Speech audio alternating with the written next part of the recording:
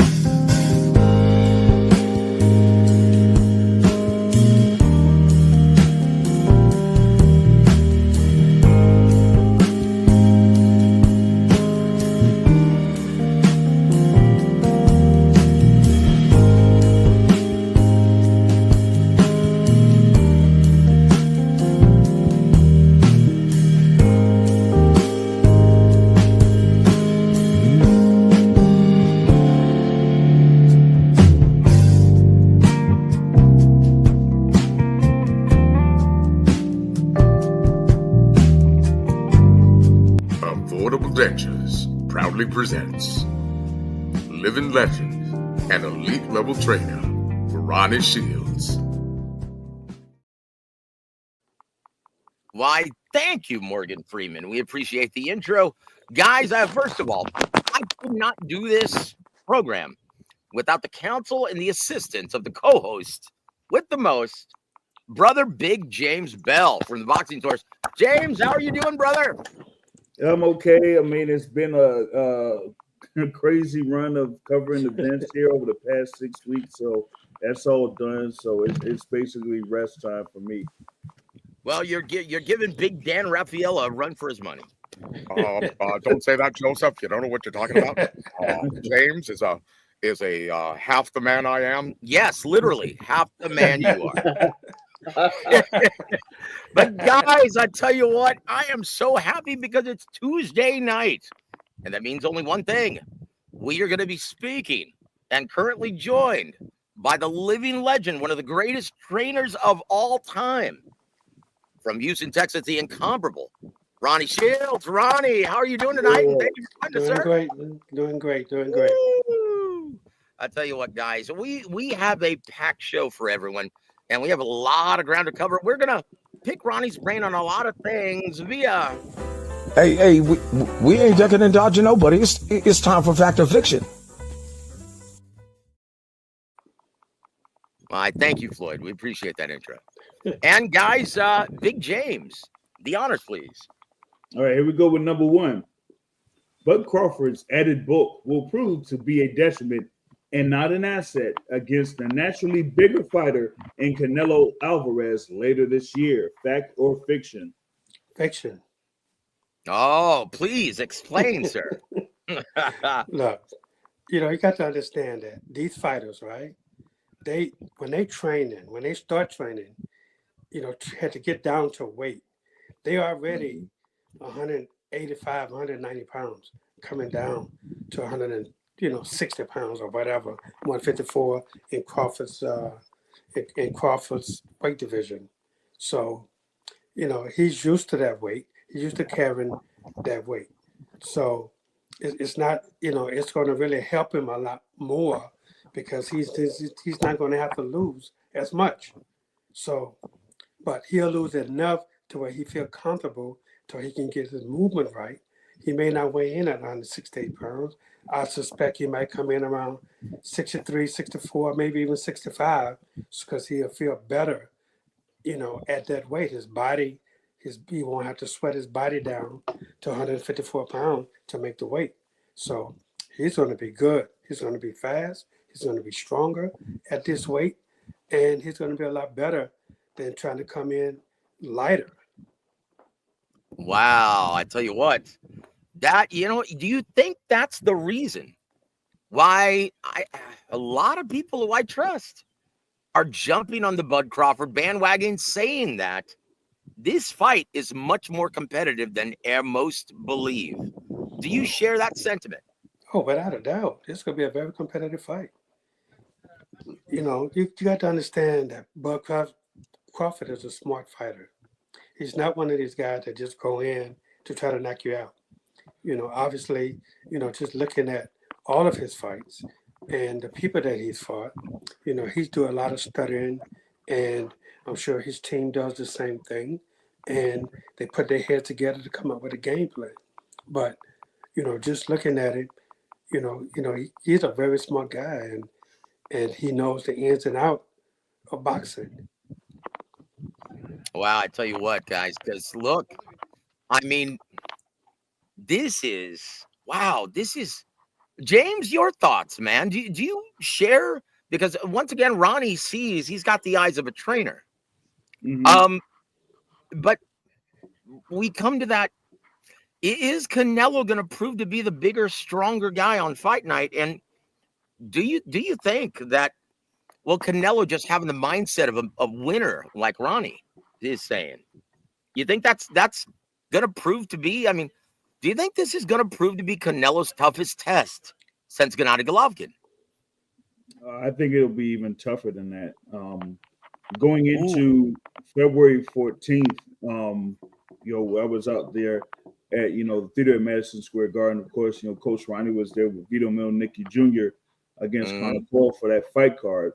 But, we also seen Terrence Crawford in attendance to, support Keyshawn Davis with his win over Dennis Berinchik. And, leading into that, I was telling someone else that I was like, at that time, I said, you know what?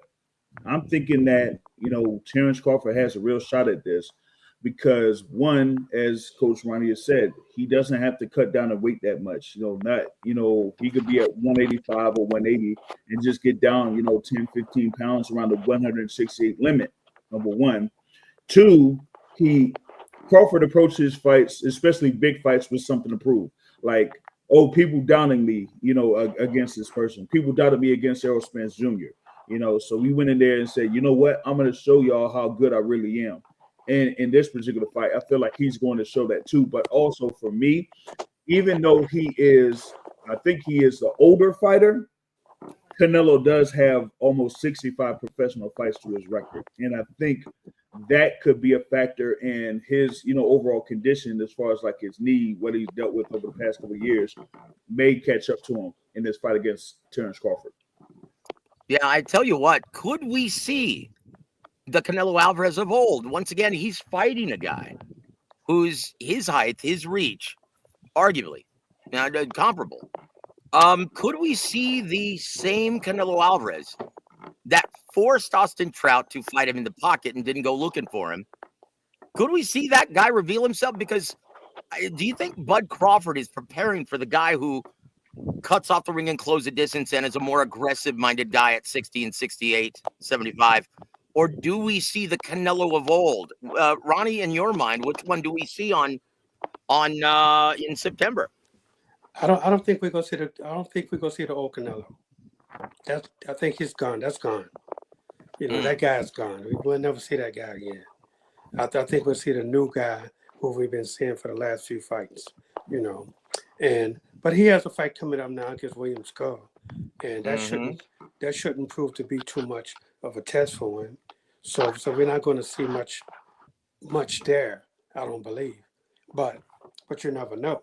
But I just think that Canelo and all of the fights that he's had, he's never fought a Bud Crawford before. He's never fought a style like that can switch orthodox and southpaw. And when you're fighting a guy like Terrence Crawford, you have to prepare for both stances, because if you don't, you're going to get lost. Yeah. I'm telling you, you're going to get lost because, we know when Canelo fought Erislandy Lara, of course, I had Lara on his bicycle at the time, and he gave Canelo so many problems. But Crawford doesn't, he doesn't move like that. He stands more in a pocket, but still he's more dangerous as a southpaw as he is a right-hander. So I think he'll do a lot of switching up. Canelo gonna want to land that big right hand, but then he leaves himself open when he tries to throw it. And I think you're going to see that Crawford really working on that, on a lot of counter punches. I think Mm. Canelo is the bigger man, so he's going to definitely have to push the pace, and that's going to play into Crawford's hands. Yeah. Exactly. That's what I was thinking. And Mhm. James, you have anything to add to that? Yeah. So this is, well, not from a style perspective, but from a tell of the tape perspective. This is to me similar to when, as I say, Santoso Alvarez Barragan fought Floyd Joyce Sinclair, of course known as Floyd Mayweather. Mayweather does have the same dimensions as far as like the reach as the Terrence Crawford, but as Coach mentioned, um, Crawford switches from orthodox to southpaw, and so that's one thing that Canelo has to deal with as far as like having a high guard, trying to see what the opponent does first, being a counter puncher.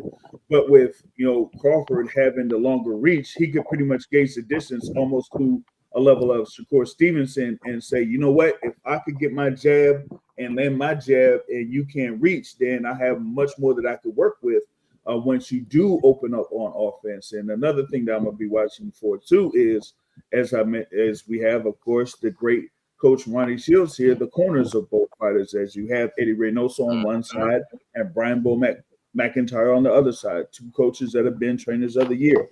How are they going to make those adjustments round by round to make sure that their fighter has the advantage once the fight gets further down the line? Yeah, I tell you what, guys, this is wow. This fight, the closer we get to it, and once again, we're still a ways off, but the closer we get to it, yeah, I'm getting more excited about this, and I'm actually seriously starting to give Crawford. Once again, Ronnie said it best. He has the mindset of a winner. It's almost like facing a younger Bernard Hopkins. They both live the Spartan lifestyle. They're both mental winners, and they both keep themselves in premium physical shape all year round. Guys, I can't wait. Let's move on, guys, though. Number 2. James, please. Right. Canelo is currently helping Teofimo Lopez in camp improve his ability to cut off the ring and close the distance more effectively in preparation for Arnold Barbosa. Fact or fiction? Well, that could be a fact that Canelo is trying to help him out a little bit, but I think Canelo, being who he is more thinking about his fight with William Scull than he is about Teofimo Lopez and Arnold Barbosa. You know, and I can't see him spending much time, you know, worrying about what Teofimo Lopez is doing than himself. So Here's the thing. I Can you We got you. yeah, I think we lost it. I was there. He should be there, I think, but I don't know. I'm gonna you guys hear give, me okay? Yeah, yeah. we can hear you now. Okay, I'm sorry about that. Keep going, James. I was seeing that Coach had more in reference to Canelo like being focused on preparing for William School here. So you had more on that, Coach. Yeah, just being who Canelo is, I think he don't mind helping a guy like a Teofimo Lopez. I don't think he mind helping him, and I think he'll show him a little bit. But I can't see him spending his time in the gym worrying about Teofimo when he has his own fight to worry about. I think he's a professional, and he'll show him a few things, but I can't see him spending time away from his own self, worrying about Teofimo Lopez. Yeah, look, the only reason why I say that is, well, Eddie Reynoso, he's not really known for his, well, teaching the fine art of cutting off the ring and closing the distance effectively. I honestly, I've never seen it anywhere else but Canelo. Right. And do you Yeah, think you haven't. this is the right fit for Teofimo Lopez at this time? Well, I don't know. We just have to see because, I don't know. I've never seen Reynoso train anybody other than Canelo. So I don't know, you know, I don't know. That's something we'll have to wait and see.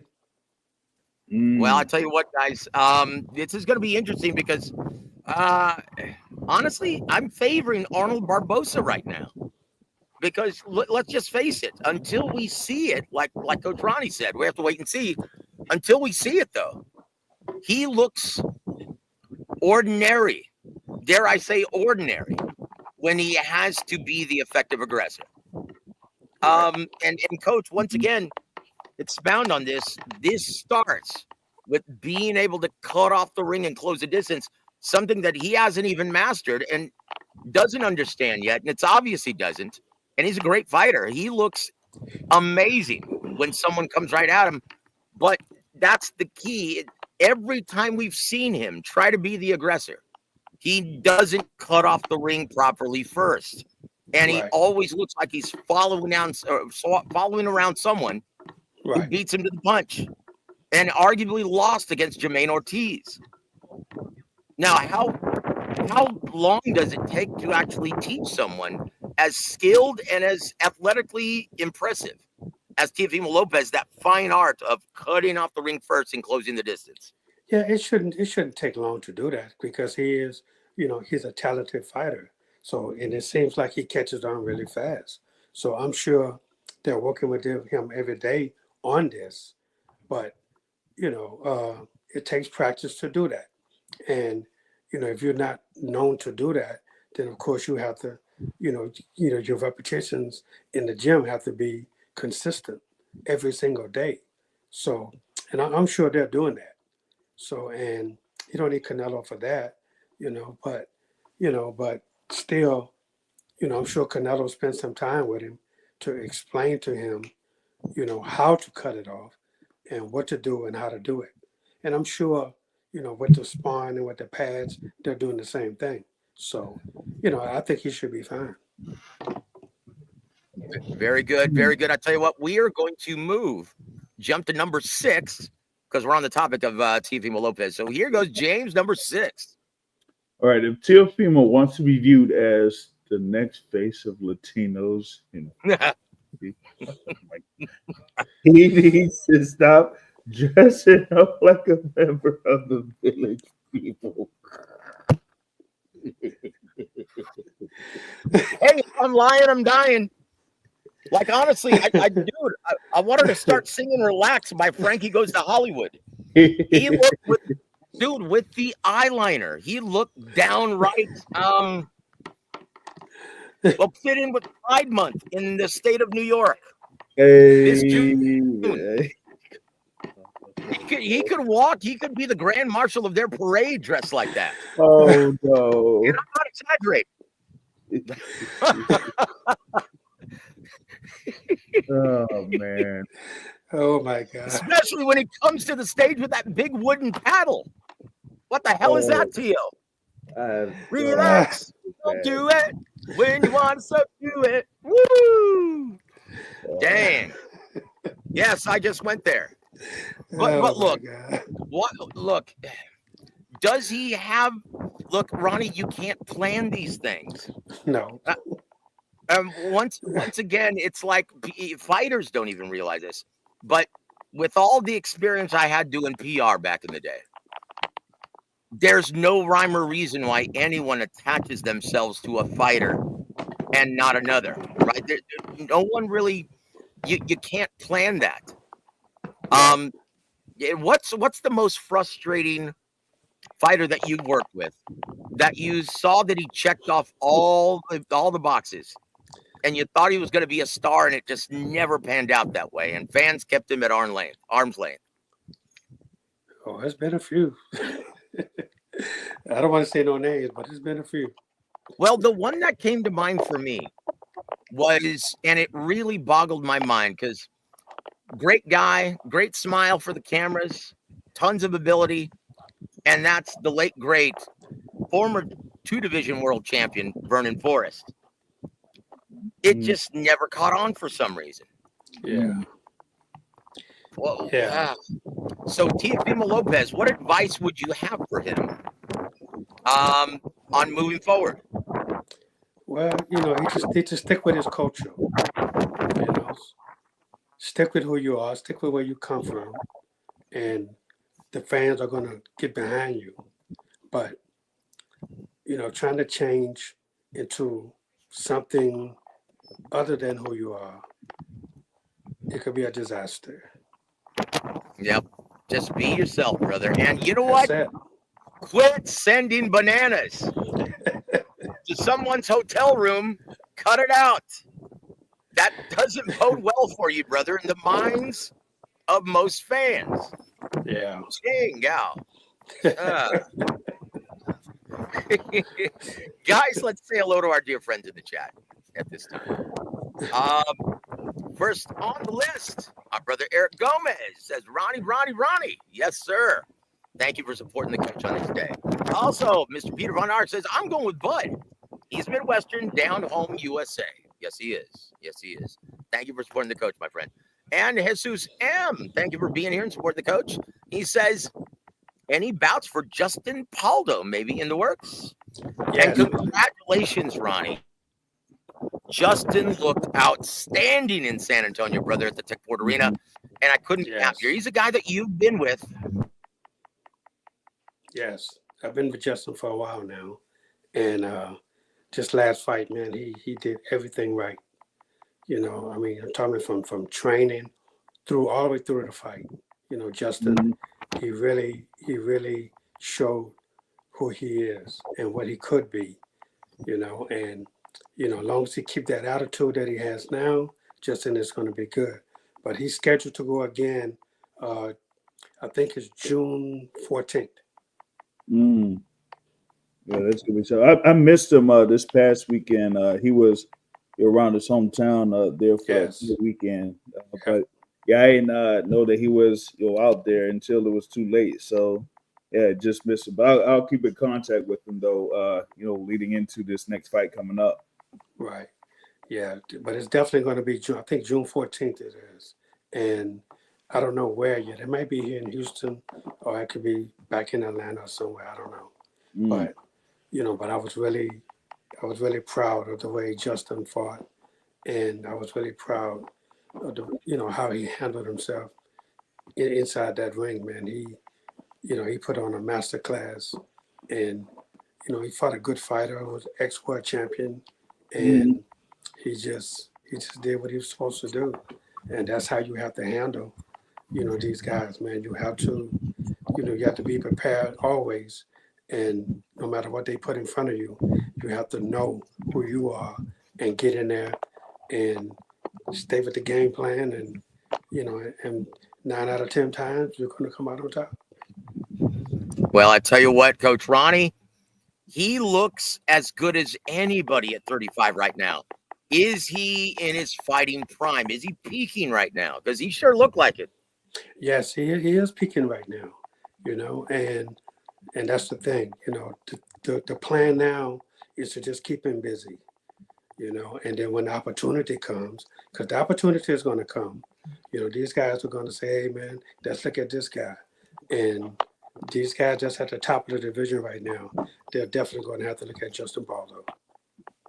Well, I tell you what, it would be amazing if he fought anyone because this is a very talent-enriched division. Yes, it is right now. James, who would you like to see him up against coming up? All right.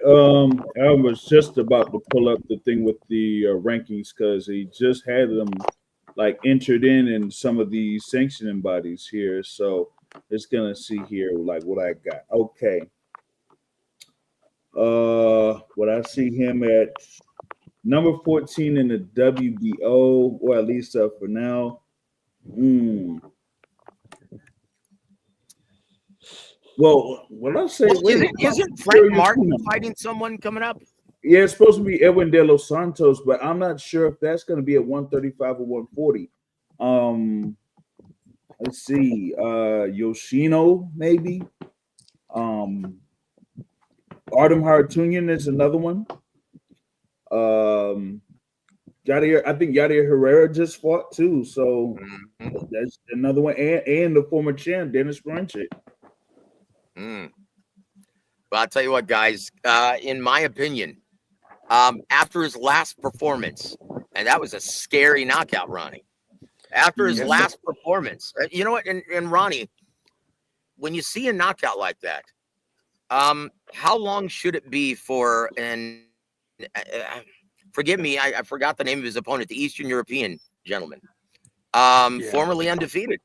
yeah. When you see a knockout like that, how long would you suggest he stay out of the gym and out of the ring?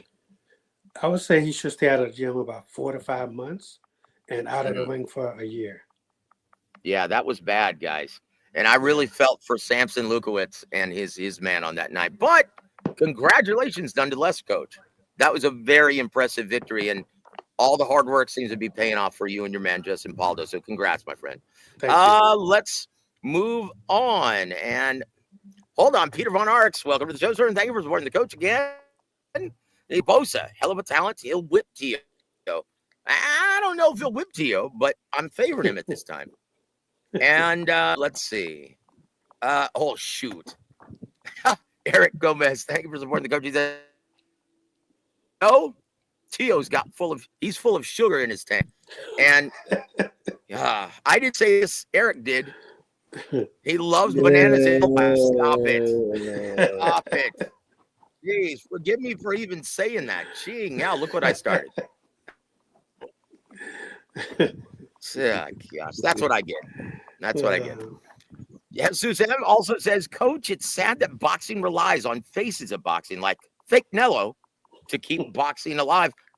Look, and guys, this is going to, and Daisy, welcome to the show. She also says, when Canelo fights, everyone wins. Crawford better be praying that Canelo doesn't get hurt. Otherwise, he's not getting that big payday. You know, that's why he's taking on Canelo, because the money that he wants, yeah, you're not going to get it anywhere else but from Canelo Alvarez. And Daisy supports what you said. Edwin had a head injury. So, yeah.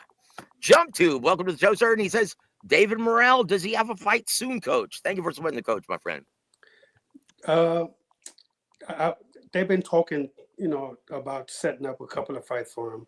But he's going to probably fight twice more this year. So I'm waiting to hear on a date myself. Well, I'll tell you what, guys, and once again, Jump Tube, thank you for being here for the coach. God bless you, my friend. And let's move on to number 3, Fact or Fiction. Big James. All right. Number 3 here is Dana White will help Turkey LLC broker a deal with Netflix to stage Canelo versus Crawford in September. And it will attract a massive audience of over 75 million live viewers globally. Fact or fiction? Wow. Well, that could be a fact for sure. Definitely could be a fact. I don't know much about Dana White as far as being in boxing, but I think Turkey he must have some kind of confidence in Dana White, knowing what he can possibly do, and I'm sure when they go in and meet with these people, that they can probably get a deal done. So they have the money to back it up, so it could happen. Absolutely. Wow. I tell you what, in my opinion, this has the potential. If they put this on Netflix, this has the potential to save the American market, because this is a big time mainstream fight. And this should deliver. Now, Ronnie, do you see this one stylistically disappointing on the big stage? Well, let's face it, it's not going to be any worse than Jermell Charlo versus Canelo Alvarez, or it's not going to be any worse than Jake Paul versus Mike Tyson. But do you see this being less than scintillating inside the ring in September? What I see is this being a great fight, and I see back and forth action in this fight, and I think the fans are going to really be into this, and I really believe that Canelo knows, him being a bigger guy, he's going to have to put a lot of pressure on Crawford, and that's going to play right into Crawford's hands. But that's going to make for a very exciting fight. Crawford knows how to control the middle of the ring, and that's for Canelo is very dangerous, because Canelo needs you stationary. He needs you on the ropes or in the corners. He don't need you in the middle of the ring. He needs you He needs you to push back. And Crawford, with him going southpaw as well as orthodox, that could be a problem for him. So this is gonna, it's gonna be a strategy for both guys, but I think it's gonna be an exciting strategy. And Crawford realizes, look, anything close, he's not gonna get. He knows this. Everybody knows going into a fight with Canelo Alvarez that if it's close, it's more than likely, is 99.9% you're not gonna get around if it's close. So Crawford really has to, he has to, his punch count is going to have to be correct and up. Otherwise, he can't win a close fight. That's a very astute observation, Coach. And you know what? And people will often, fans that don't know any better and don't know any of these judges, that they will often cry foul or see it's fixed in favor of Canelo, the biggest star. Well, look, one of the reasons why he seems to get the close competitive rounds, the swing round, so to speak, all in his favor, and because he throws the more explosive, eye-catching shots, combining speed and power. That's what that impresses the judges. Guys, it's that's how you score fights. Yeah. Clean, Absolutely. effective, and consequential punches landed. That's the primary scoring criterion, guys. So once again, advantage Canelo. We'll see how a winner and a smart, high-level ring IQ fighter like Terrence Crawford deals with it. But I tell you what, I can't wait. I can't wait, guys. Sue Sam also says, Coach Joe, if fake Canelo is the face of boxing, will he sell out a stadium at Saudi versus Scull? Now, Ronnie, you've been right there at the Kingdom Stadium in Riyadh, Saudi Arabia. Can you explain to them how much bigger it is than people think TV? Yeah, I mean, this is a big place, man. But you got to understand, in Saudi, they're the opposite of, they do the opposite of what we do. We work basically during the day. They work basically at night. So, and people have to work, so it's a big difference. People are not gonna take off from work to go to a fight like that. Nobody knows Skull anyway, so so they more than likely will not pack the place, but but but they do have a lot of boxing fans there. So, but they do a great crowd. They really do. Yeah, I tell you what, for Fury, Usyk 1 and 2, I think it was almost capacity, and it's like almost 50,000 fans. Yeah, absolutely. People don't realize how big that place is. And look, I'm expecting close to a sellout because Canelo's never fought outside of North America, guys. Right. Absolutely. It should be very interesting. Welcome to the show, sir. It says, salute. Thank you for supporting the coach on this day. He says, is David Morrell ever going to fight again? Is he going back to 68, Coach? Definitely not going back to 68. He's done with 68. He can't make 68. He's a growing young man, and 168 just not in his radar right now. 175 is definitely his weight class. And my apologies, guys, for I'm in my patio because it's such a beautiful evening, not a cloud in the sky. So my apologies if you're catching the wind and it sounds like there's a hurricane here. And guys, all prayers for everyone affected with the 40 tornadoes that ravaged this country. Guys, all glory and honor to our Lord and Savior Jesus Christ.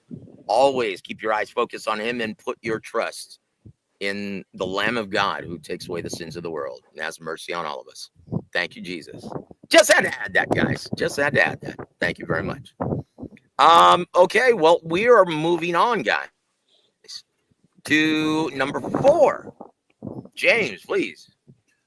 Tank will once again disappoint most diehard fans by not granting a rematch with Lamont Roach Jr.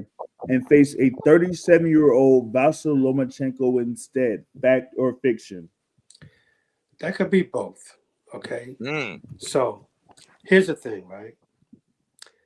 People got to remember boxing is a business, and Is the Lomachenko fight bigger than the Roach rematch? Of course it is. And I think more people will want to see that than a rematch with Lamont Roach. So if and it's probably more money for Tank going against Lomachenko than it is Lamont Roach in a rematch. So, it depends on what happens with the business. And that's we're just gonna have to wait and see what happens because a lot of people do want to see the rematch. I do. I want to see the rematch. But I think a lot of people want to see him fight Lomachenko also. Although he's 37 years old, the guy has a phenomenal record, and he's a very good fighter. And, and his name is probably a lot bigger than Lamont Roach. So I think people would tend to lean more toward a Tank and Lomachenko than a rematch with Lamont Roach. James, I'll tell you what, I can't disagree with Coach Ronnie once again, but do you think there is just not enough money in the pot for Lamont Roach Part 2, or do you think the controversy of the first fight made the rematch bigger? Well, what they did leading into this fight made that particular fight bigger than what it was basically on paper outside of our area in the DMV, as both Tank Davis and Lamont Roach are very popular in around our area. So we knew about these two fighters and how good these two fighters are. It's just that it took until March 1st at the Barclays Center for most of the world to kind of like see what Lamont Roach Jr. was. And leading into it, they promoted the fight. They went outside the scope of boxing, the breakfast clubs, the what is it? It is what it is. Those urban type shows, podcasts, or whatever to promote Lamont Roach Jr., to promote Tank Davis, to make it even bigger on that side. Now that fight has happened, now that the fight had that result and the controversy surrounding it, it makes it even bigger. But still, Lomachenko is still out there, and that was the original opponent that they planned to have. So I'm thinking from this perspective, go for that Lomachenko fight because if it's not now, then when? For me, that's what it is. If it's not now, then when? You can always have that Lamont Roach Jr. fight, but Lomachenko, I say you get that now. That could be a great event, joint event, whether it's Amazon Prime or ESPN, because ESPN ain't had a pay-per-view since Devin Haney versus Vasily Lomachenko. So I'd say why not go for it? Yeah. I think that's a great point. And once again, I agree with the both of you guys. Thank you for hanging with us and thank you for supporting the coach once again. It says Coach Ronnie's seeing the difference between Morrell and Paldo Jr. when it comes to following corner instructions. When is it time to let a fighter go? Once again, I think that may be a little unfair because Morrell's native language is not English. Guys, you have to remember that. And, once again, this was his first trip to the big rodeo. Ronnie, your thoughts on the very astute question by Uthis? Well, sometimes, when fighters are in big fights, sometimes, they have a tendency to, they're listening, but they don't hear you, Yeah, and exactly. sometimes it be that way. It's his first really huge fight, in boxing. And sometimes, being the underdog, sometimes it starts to weigh in on you. So, sometimes he didn't, if he'd have fought the fight that I wanted him to fight, which you saw the last 2 rounds, that's the fight that we trained for, then I think he would have won the fight. But sometimes, you just have to go with it. And, David Morrell is a very good fighter, man. And he trains really hard. And, it's about experience. Benavidez had 30-something fights. This was only his 12th fight. So, it's, a lot of things have to come into play. So that was the big factor, though, the experience. And David got that experience now. And we just have to see if it plays into his next fight, what's going to happen in the next fight, because the opponents don't get no easier; they only going to get harder. So we'll see what happens in this next fight. That's a very good point, Ronnie. Very good points all across the board. And thank you, this, for your great, brilliant question. Hold on. We've got now Jump Tube. Once again, thank you for continuing to hang on, support the coach. Says, Coach, how much did Morrell weigh in on fight night against Benavidez? I think he was like about 188. Really? Wow. Yeah. That's great. That's great. That's very healthy for him. Moving on to number 5, Big James. Edgar Berlanga will sign a deal with Dana White and Turkey LLC to face the winner of Jaime Munguia and Bruno Sarachi in the co-main event for Canelo versus Crawford. Fact or fiction? I'm not sure about this one, man. I'm gonna have to say fiction.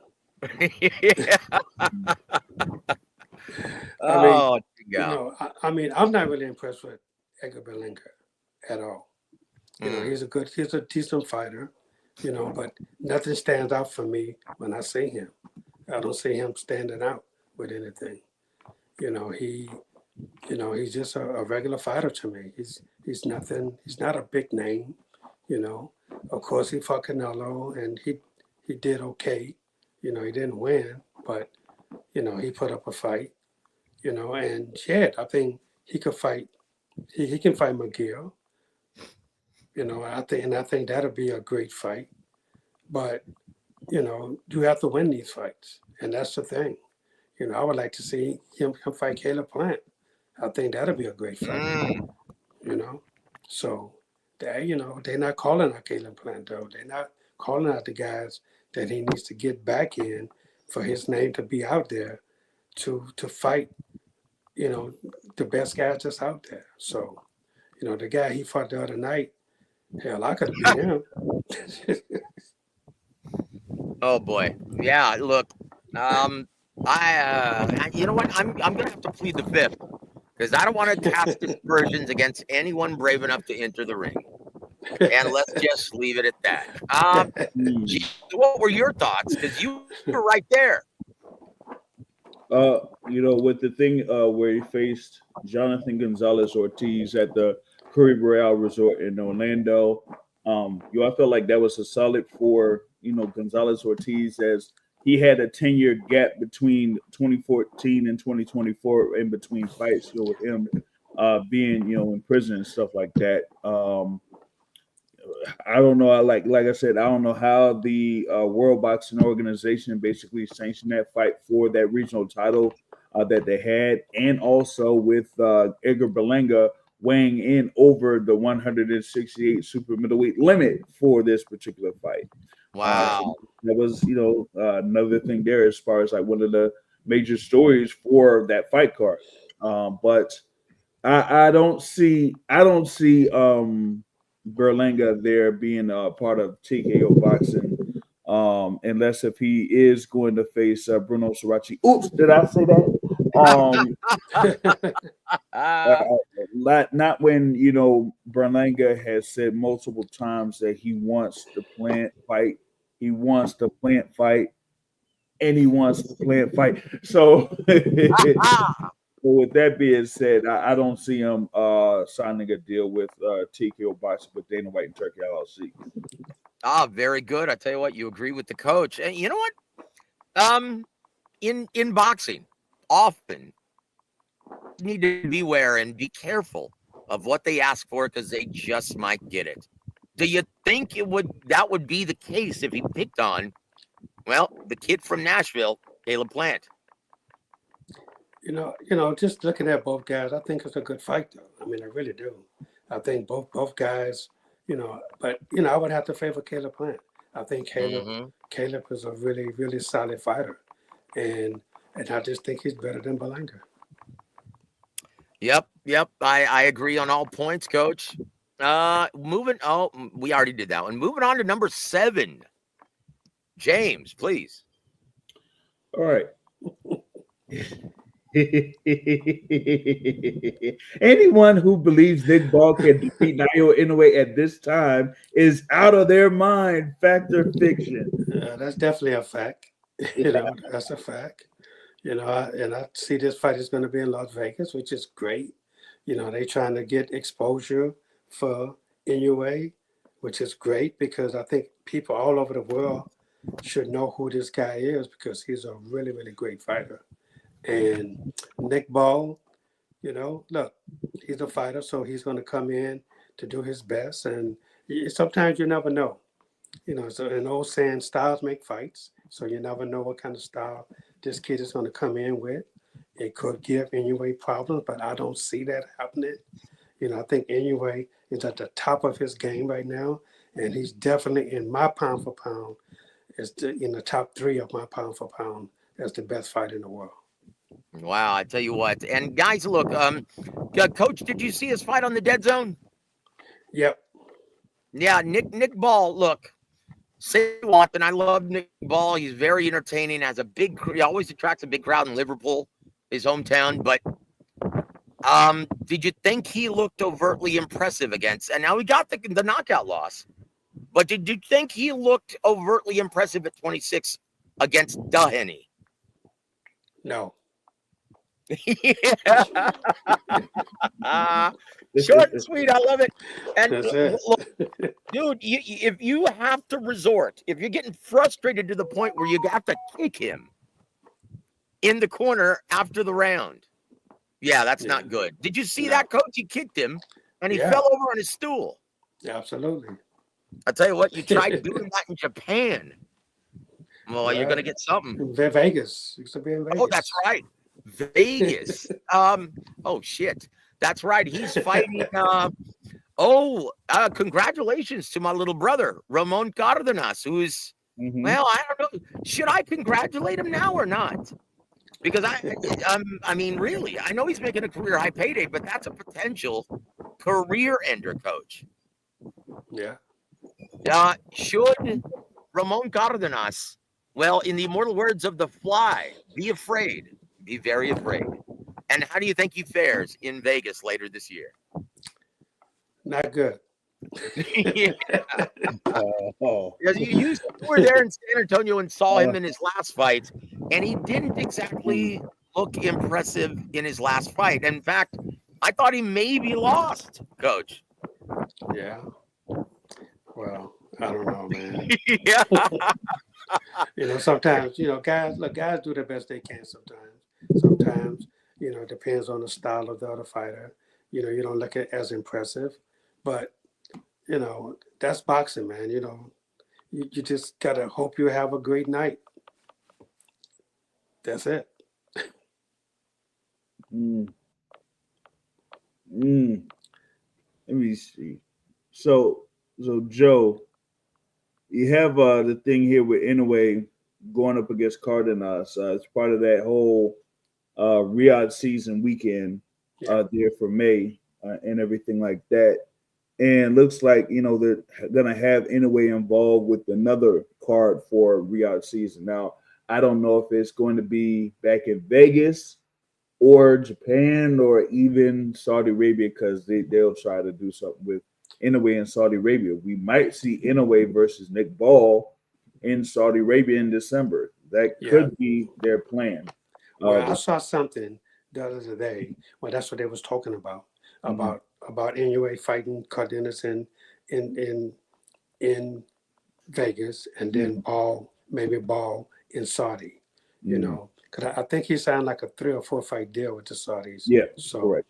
Yeah, so but definitely Vegas. I wanted to bring him into Vegas first, and then the Saudi after that. So, and I think the 2 names are correct. Yeah, and I was. Hold on. Yeah, almost sounds like you. Typhoon, guys. I want to go in. Ching out. Sorry about that, guys. And Refugio, welcome to the show, sir. He says, dick balls. Okay, that's enough. Thank you for supporting the coach on this day. And low clarity, welcome to the show, sir. He says, Duddy at 38 gave Ball a good fight, but hasn't been that good. He's just got a good gas tank. All right. I got something. That's I one got way. a question. Go ahead, Coach. Or go ahead, James. All right. Nick Ball. And I've heard this being brought up before with Nick Ball, that he has a style that is similar to an Isak Pitbull Cruz. Do you agree? It's similar. It's a similar Well, he style. sure didn't look the part against Haney this past Saturday.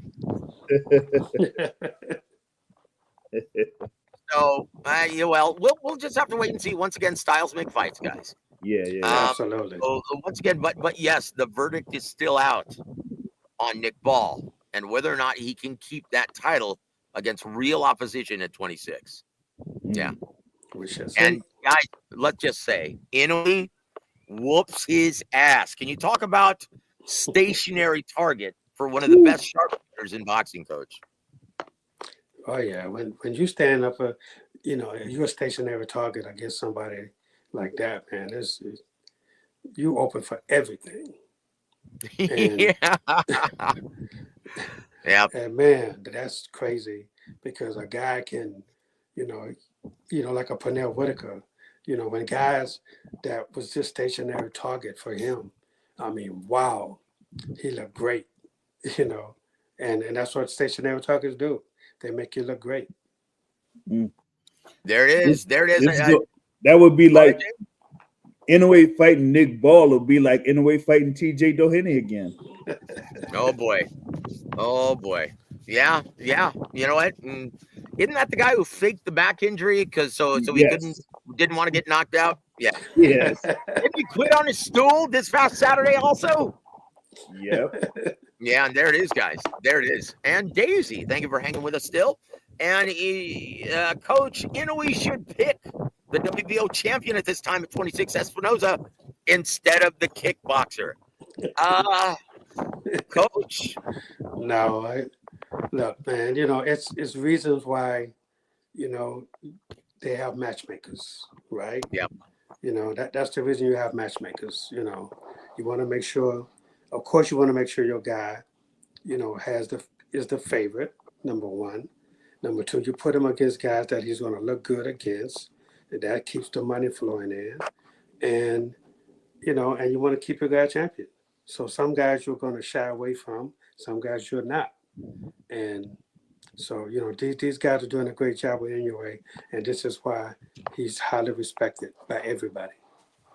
There it is. And Jesus wants your opinion on this, Coach. Coach, how do you see Lester Martinez versus Joshon James? That's a great fight, Coach. That's a great fight. If it ever happens. Yeah. Uh-huh. Because I was trying to, we was trying to get Joshon James for my guy, Andreas Kaskavakis, but they declined the fight. But, of course. But he did fight. He did fight. He fought my guy Yoenis Tez. So, so he did fight Yoenis. So, but so we'll see what happens with him and Lester Martinez. But look, I like Joshon James. He's a really good fighter, and he's more of a boxer than he is a puncher. So, we'll see how well he boxes against Martinez. Yeah, I tell you what, good luck. And is this fight just cursed, Ronnie? Because it's already been canceled, and almost the week of the fight, Team Lester Martinez keeps on backing out. What's going on there, Ronnie? Well, normally when guys back out, they're not sure of themselves, number one. Number two, or they want more money. So, so which one do you think it is, money or weight? It could be both. It could be both. It could be both. But, but sometimes, when you get fights like this, they're not real positive about themselves, and so they're either holding out for more money or the weight is killing them. Do you think that part of boxing is going to prove to be a real problem for Dana White moving forward? Oh, without a doubt. Without a doubt. Yeah. Look, you go have guys that that's really good that want to take these fights, and the competition is going to be, top-notch competition. So to get involved in that, they're going to want a certain amount of money to do that. And and everybody's looking at Turkey now. He's giving out, he's been paying a lot of money for these guys to fight. So they're gonna figure, hey man, look, you gotta pay, like you've been paying these other guys. Otherwise, you ain't gonna have no fight. Simple. There it is. There it is. And welcome to Big Time Boxing, Dana. Hmm. Absolutely. Yeah. I hope you have decent matchmakers in mind, because it's not MMA. No, It's not buddy. UFC. Matchmakers determine everything. The hardest No job doubt. in this sport, in this business. No doubt. Tell you what, you might want to make an offer to Brad Goodman. There it is. I said it. Yep, there it is. One of the Let's best. before we go to this one, let's move to number 8. This one's interesting, Coach. I want to get your opinion on this. Fact or fiction, Big James? All right. Oscar De La Hoya is doing the right thing for Virgil Ortiz Jr. by avoiding Bakr Murtazalia for the IBF 154-pound title. Fact or fiction? That's definitely a fact. See, here's what you got to understand in the boxing game, right? Oscar was a fighter. He's been through all of this stuff before himself. So he understands how this works, right? Your guy just fought a tough fight, and all of a sudden you want to put him back in with another tough fight, back to back to back to back. Because this guy, he's been fighting really good, tough fighters. And so with Virgil now, you got to say, okay, man, we got to ease off him a little bit, before he fights for a world title, a real world title. He got the interim, but now, they want him to fight for the real world title. But you can't put him in right now because of the tough fight he just had, and so this is where a promoter comes in and says, you know what, we got to back our guy off a little bit. We can't be in a rush to win the world title. He's right at the cusp right now to where he can fight for it at any point at any time. But now we're going to back off him a little bit, let him get a breather, and then, fight an easier fight, somebody that we know he don't have to press against, and then we look for this fight after this. And I think that's a very smart move, because you can't get greedy in the sport. When you get greedy, that's when things go bad. Well said, Coach. And once again, is Dana White going to experience difficulty in dealing with this issue? The best are going to fight the best. Yeah. Once again, is he going to experience these problems? The TKO group? He's going to definitely experience these problems, because look, he's not a boxing guy. He's not a boxing guy, so he has to know what it's all about. You want to, when you've got fight for the world title, if you win it, you want him to be champion a long time. You don't want to just keep putting him in tough fight after tough fight after tough fight, because it don't work. He's not going to be there very long if you do that. You don't see anybody fighting those kind of fights, back to back to back to back to back. It just don't work. It just don't work in this sport. You have to say, okay, this is why you have a top 15 for the world, that's able to fight for the world title. You don't want to keep fighting number ones every fight, because normally that's the top guys, 1, 2, or 3. You want to start looking at 15, 14, 13, 12, 11, 10. Look at those guys.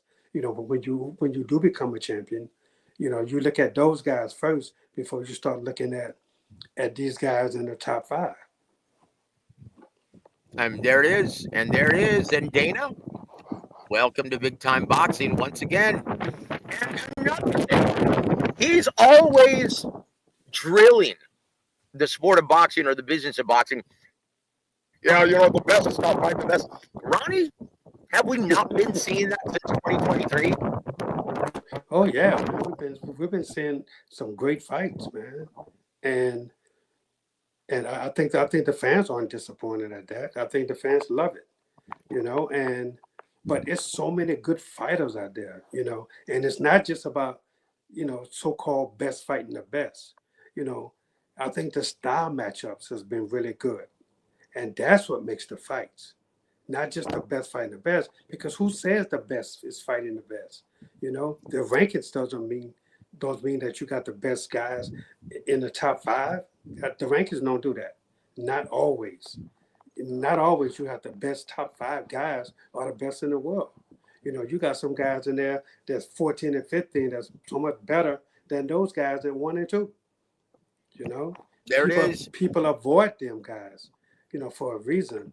So, it's hard to tell who's the best that's fighting the best, and then when the fight happens, and then you say, okay, this fight wasn't as good as I thought it was going to be because you didn't get the best fighting the best. There it is. Very well said once again, Coach. And we're going to jump to number 10. I really like this, and I want to get your thoughts on this, Coach Ronnie. Number 10, Big James. Dimitri Bivol will press himself out of a fight against David Benavidez, and Bandero Rojo will face Callum Smith instead on Amazon Prime. Fact or fiction? Oh man. Well, hold on, Ronnie. Think about that for a second because it is time, guys. I almost forgot about this. It is time to listen once again to the greatest Kenyan accent you're ever going to hear. Guys, time for Terrible Fan. Terrible Fan takes on Twitter/X.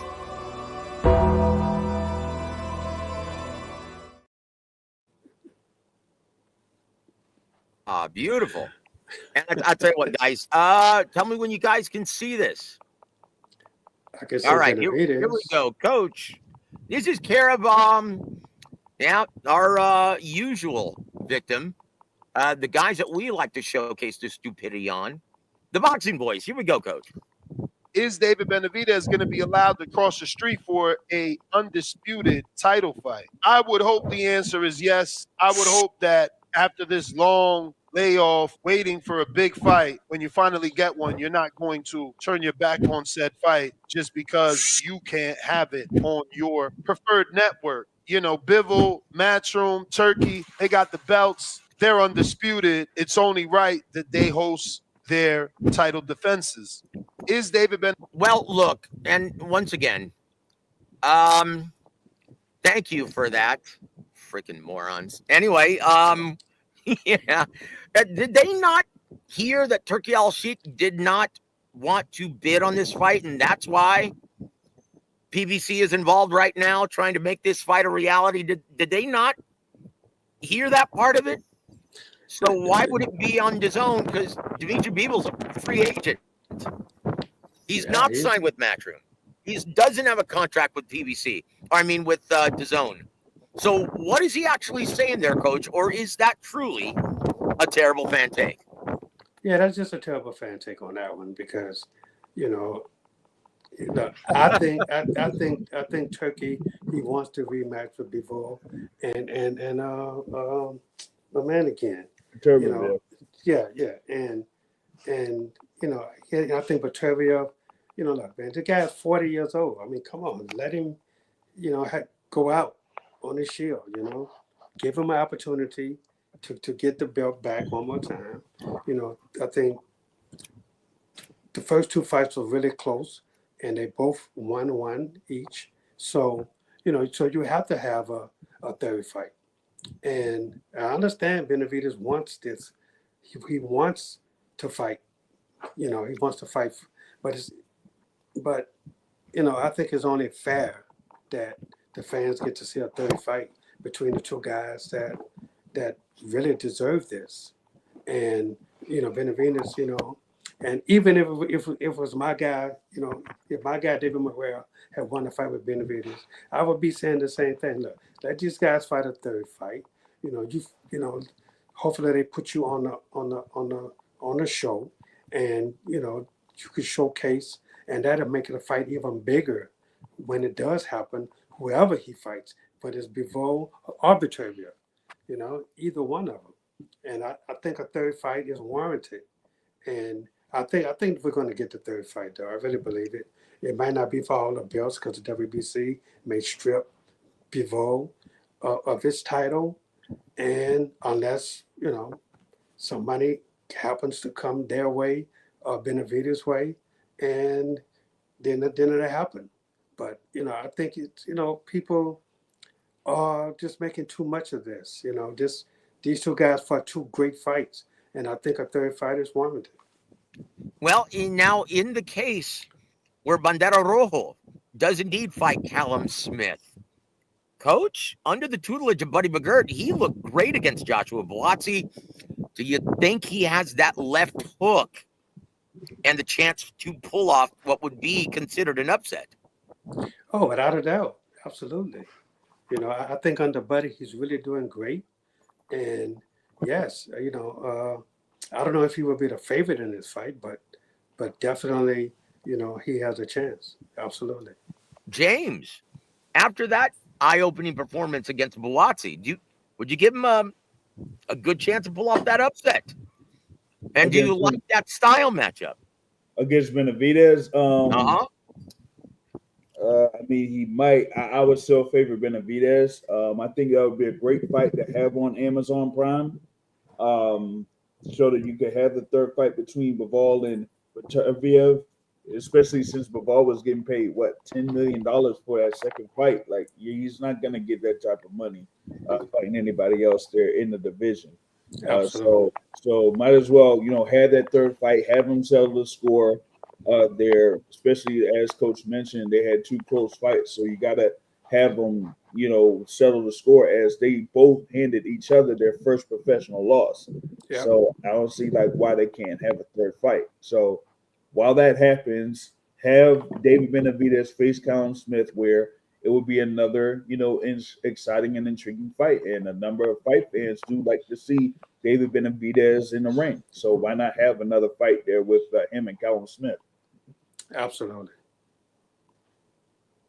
Smith, I think that presents problems for David Benavidez. I think that's a great fight. So I think it's a great fight. Let's move on to what may prove to be a not so great fight. And number 9, James, please. Ryan Garcia will stop Rolly Romero within 4 rounds on May 2nd. Fact or fiction? I'm gonna say fiction. I'm gonna say 5 rounds. Now, Coach, do you think Rolly was a little because honestly, I didn't think there was such a huge disparity in height there between the two men. Do you think that's going to be a serious problem for Rolly Romero? Oh, without a doubt. Without a doubt. Look, Ryan he's long. And he got that long jab, and he got that dangerous left hook. And Rolly is going to have a lot of problems trying to get away from the jab and from the left hook. Yeah, I tell you what, he didn't look so hot in his last fight, did he? No, not at all. So, Rolly, best of luck. My prayers will be with you, brother, on that night. And speaking of which, guys, look, Coach Ronnie, anyone who is saying that Jose Ramirez has the style to upset Devin Haney, guys, Ronnie, look, there's a reason why Turkey Al-Sheikh is choosing Jose Ramirez at this time. One last payday for the former unified champ at 140.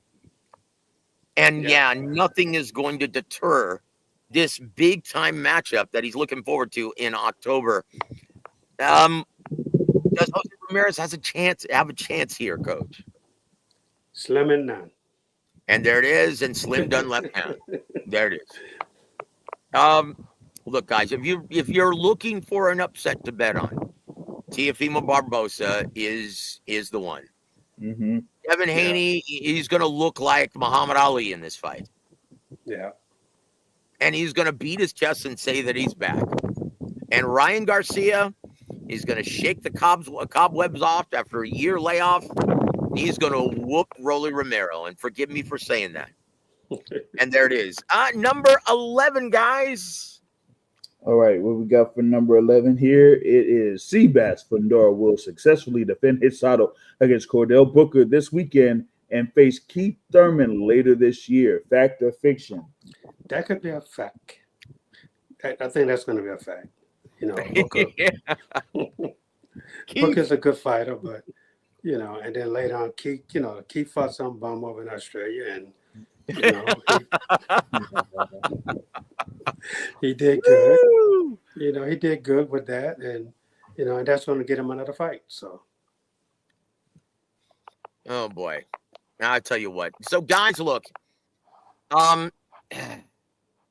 And you know that if you're thinking about Xander Zayas or Virgil Ortiz Jr. or someone else for Seabass Fundora after this, do you really think Samson's going to agree to that, Coach? unless they come with a hell of a lot of Saudi money. Yeah.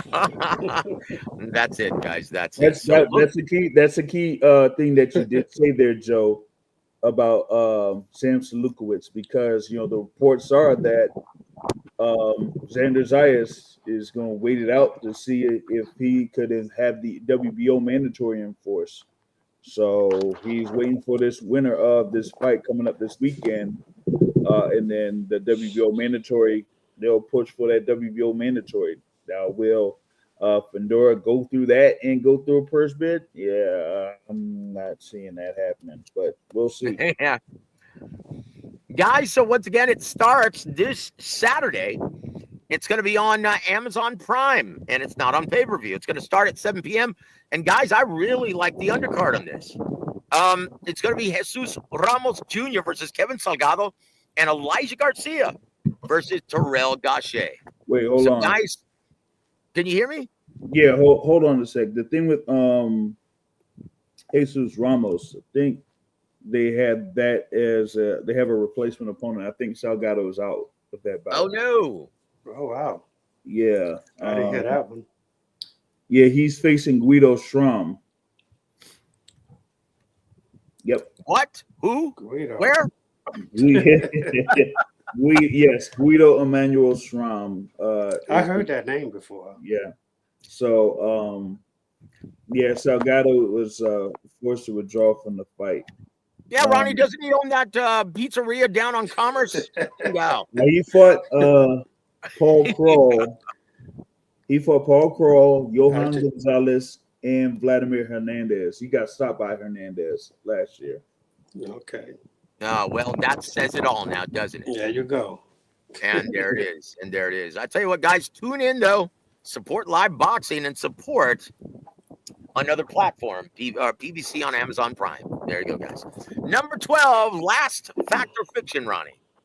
All right. Brian Norman Sr. will prove to be correct, making the claim that Jerron Boots Idis will avoid unification with his son and face Teofimo Lopez later this year instead. Fact or fiction? Fiction. He's got to get past the Montestoñones first. There you go. That's number one. Yeah. Oh, is everyone sleeping on this brilliant potential fight of the year candidate coming up on April 12th? Telling you, man. You know, you can't sleep on Montes, man. Shit. Montes is a really good fighter, man. He's going to bring it. You know, he's going to be in Boots' chest the whole time. You know, and you know, so don't sleep on Montes because this guy can really fight. There it is. There it is. I tell you what. Hold on. And we want to welcome this gentleman to the show. It says, Dominic, welcome to the show, sir. And you know what? Thank you for not trolling my brother Ronnie Shields. And you just limit the trolling to me instead. Thank you, brother. And he says, Coach, Ronnie Shields, a true gentleman of the fight game. He's not a trainer. He's a teacher of the sport. We all salute you, Coach Shields. Dude, why can't you have that nice comment towards me? It's piss and vinegar when it comes to me, brother. But thank you for supporting the coach on this day. Dominic says, yeah, Turkey made a reference not wanting the Bivol versus Benavidez fight. Turkey wants a trilogy. Yep. And he goes, Joe, I love how you changed your mind on Turkey Al-Sheikh. I knew you would come around to kiss his excellence. First of all, I'm not kissing another man's anything. Yeah. And that's I definitely won't. The only person I call His Excellency is Jesus Christ. Get that straight. Absolutely. And David, welcome to the show. Story says Crawford is 38 years old, not 35, like it said on the.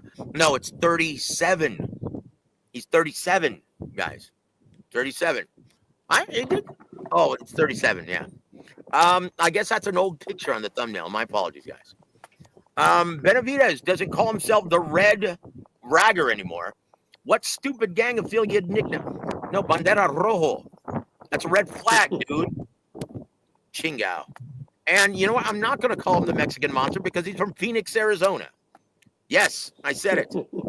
There's also said, Joe, how can you explain your Ben-sexual fans that Turkey not bidding on the fight doesn't mean Beeble is ducking the time? Look, that's I don't even know how to address that. Ronnie, do you have a clue? Not at I all. think there's something lost in translation there. But yes, I think the bisexual fans that you're referring to are Canelo's fans, not Benavidez's fans, because they're downright gay in a lot of things that they say. Yeah, I said it. And Dominic once again says, Coach, Zayas is overrated. First of all, your thoughts on Xander Zayas? You saw him your last time in New York with your guy, Vito Milnecki. Yeah. And is that the reason why they're taking their time with Xander Zayas at 54? Now, obviously, your guy faced someone who was a much tougher outing than the guy they threw to Xander Zayas. Is that by design? Oh, of course it's by design. Look, you got to understand, Xander, he's 22 years old. He's still a young kid. He's not this old guy. But, but I love the way they're pushing this kid. I mean, they got him ranked where he need to be, and now, it's basically just getting him to just keep learning and learning and learning and getting that exposure and, getting his name out there. And of course, you want to get him to keep getting his knockouts. They're not putting him in with beasts, because they realize, he's right at the cusp of fighting for the world title. So they just want to keep him right where he's at and just let him just stay busy to keep himself, as soon as he's ready for the world title, then they'll push him in there. But look, you're not supposed to rush these kids, man. He's 22 years old, and he is a really good fighter. I really like Xander a lot, and I think he's going to be champion one day. But if they rush him, no, he won't be champion. So they're just trying to keep getting that experience that he needs. They keep throwing different styles at him. You got to look at the styles that he's fighting, and just keep throwing different styles at him. So when he becomes champion, nothing is going to look new to him. Yeah, and there it is. And there it is. Good, James. That's why I'm concerned about what was said as far as like him, like putting him on the shelf, so to speak, to wait on the winner of Fedor versus Booker. My thought was they were going to set him up to fight in June, at least for the Puerto Rican Day Parade weekend, right? Because that would be a good setup for him. But they were like, no. Well, at least from what I got, it's like no. They want to wait it out, see if they can push the mandatory soon after this title defense happens on March 22nd, when you could have Xander Zayas in the ring against, maybe another contender like a Charles Conwell or a Josh Kelly. We could have, tried to get something in there with Archel Holmes, but now it's going to be Archel Holmes versus Erickson Lubin on May 10th there. So I would at least try to have him, or hey, I got somebody there for Xander Zayas that he could face there at the 154-pound division. You understand? Yeah, that's. But and the likelihood of that happening is no. And no, crack, brother. Yeah. So I mean, I'm like stumped as to what they're trying to do here with Xander is, because as we said, he's just 22 years old, and putting him in a position to fight for a world title this early might not be a good thing for him. Right. And there it is. And there it is. And Daisy Sanchez, thank you for hanging with and supporting the coach. Said Beal versus Viterviev trilogy is the way to go. She agrees with you, coach. And Refugio says the coach trained Amantes Tanyotis once upon a time. Yes, he did. Yep. I tell you what, guys, that is going to be a very difficult fight for both men. Yep. And Absolutely. if you had to guess, coach, you're siding with Amantes Tanyotis at this time. Well, because I'm close to Montez. I trained him for a little bit, and we still talk every now and then, and of course, my heart is with Montes, but Boots is a really great fighter, man, and it's going to be a tough fight.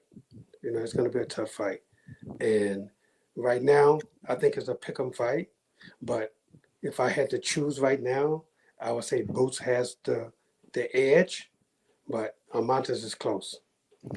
Well, he better bring it, unlike the way he fought against Karen Chikadze. And there it is. And there it is. And Euthus clarifying, he said, oh, no, I'm referring to Benavidez fans. They're sexually crazy about it. Oh, okay. All right. Well, just because they think that he can beat Canelo and deserves that fight, yeah, I guess that makes them bisexual. That doesn't make any sense, Euthus. But thank you, brother, for joining us. Chingao. Peter Von Ark says Murtazalia versus Ortiz. I'd like to see that one. And once again, we'd all love to see that fight in time. Yeah.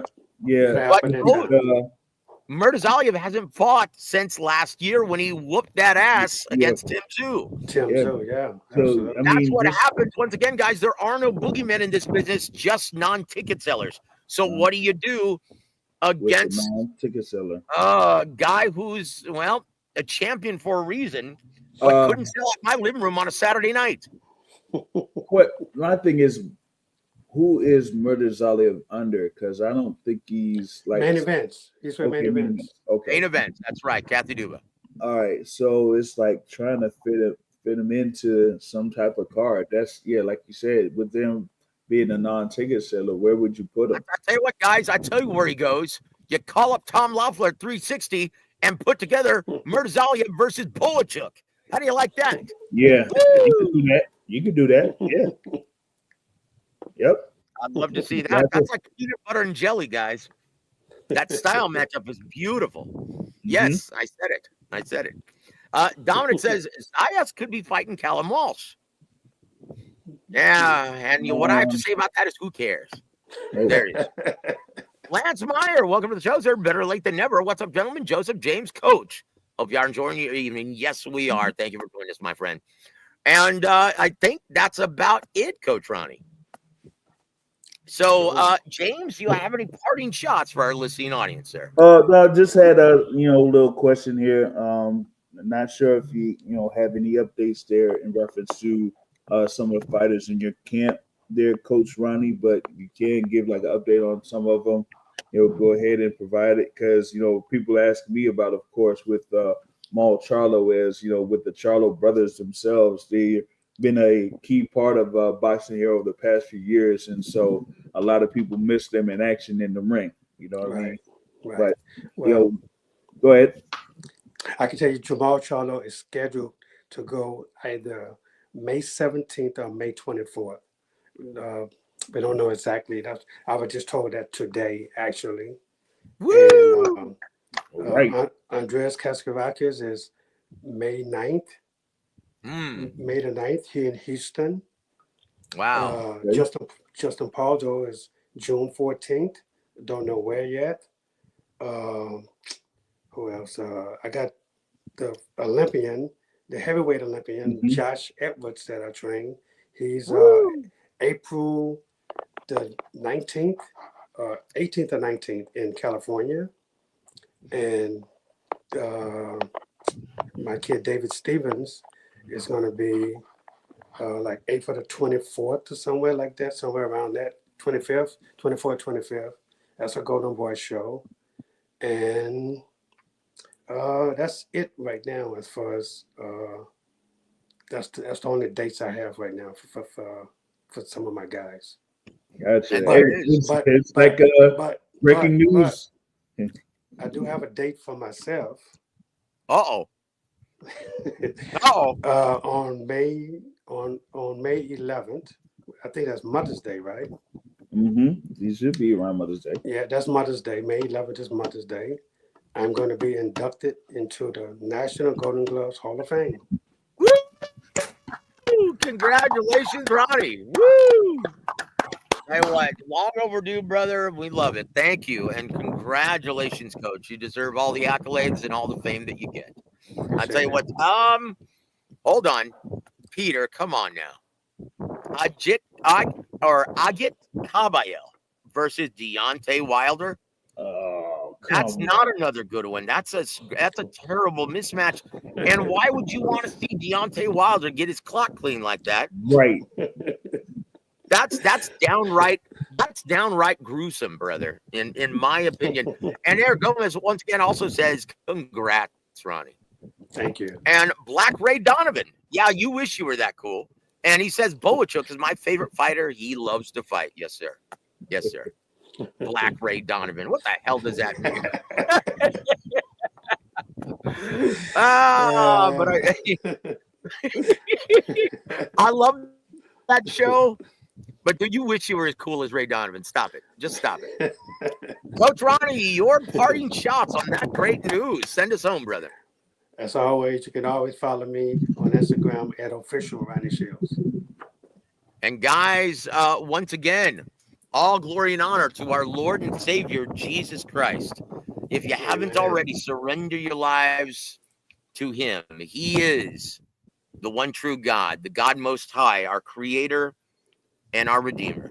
All glory and honor to you, sir, Almighty God. And that's going to just about do it, guys. On behalf of Big James and on behalf of the living legend, Coach Ronnie Shields, I'm Joseph Aaron. You've been listening to Warwick Boxing. Have a great evening, everybody.